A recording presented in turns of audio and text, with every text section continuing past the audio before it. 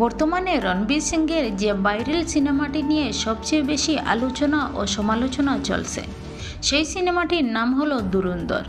এই সিনেমাটি মুক্তির পর থেকে দর্শক ও মিডিয়ার ব্যাপক নজর কেড়েছে। এটি একটি অ্যাকশন ও থ্রিলার গড়ানো সিনেমা, যেখানে রণবীর সিং মূল চরিত্রে অভিনয় করেছেন।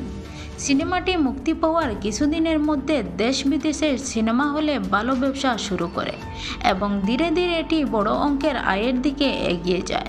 বিভিন্ন গণমাধ্যমের তথ্য অনুযায়ী সিনেমাটি বিশ্বব্যাপী প্রায় 1000 কোটিরও বেশি আয় করেছে এবং পরবর্তীতে এই আয় বেড়ে 1200 কোটি টাকার কাছাকাছি পৌঁছায়।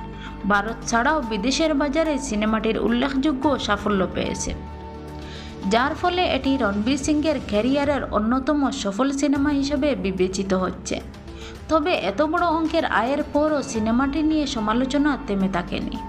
অনেক দর্শক ও সমালোচক প্রশ্ন তুলেছেন, সিনেমার গল্প ও উপস্থাপন কি সত্যি এই আয়ের যোগ্য ছিল, নাকি শুধু রণবীর সিংয়ের জনপ্রিয়তার কারণে মানুষ হলে গিয়ে টিকিট কেটেছে।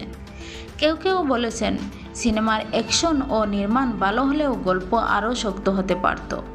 আবার অনেক দর্শক মনে করেন এটি একটি পুরনো বিনোদনমূলক সিনেমা এবং তাদের টাকা উসুল হয়েছে।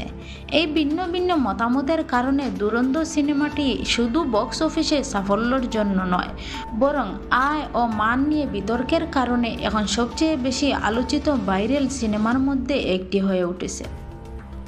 এমন সুপারহিট মুভির খবর পাওয়ার জন্য আমাদের চ্যানেলটি সাবস্ক্রাইব করে পাশে থাকুন। ধন্যবাদ।